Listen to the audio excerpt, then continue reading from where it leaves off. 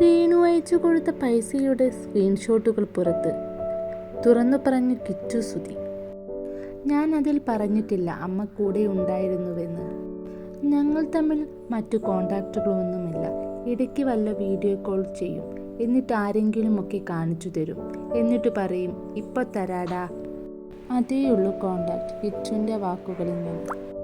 അച്ഛൻ്റെ അപകടത്തെപ്പറ്റി അറിഞ്ഞ് വീട്ടിൽ നിന്ന് ഇറങ്ങിയപ്പോൾ കൂടെയുണ്ടായിരുന്നവരുടെ പ്രവൃത്തിയെ എന്നെ വല്ലാതെ വേദനിപ്പിച്ചു എന്നും കിച്ചു പറയുന്നു.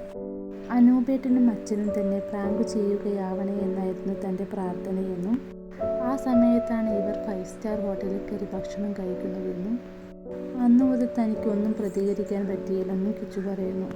ആശുപത്രിയിൽ എത്തുന്നവരെ ഇതൊരു പ്രാങ്ക് ആയിരിക്കണേ എന്ന് മാത്രമാണ് ഞാൻ ആഗ്രഹിച്ചത്. ഇതോടെ രേണു സുധിക്കും കുടുംബത്തിനുമെതിരെ കടുത്ത സൈബർ ആക്രമണമാണ് ഉണ്ടായത്.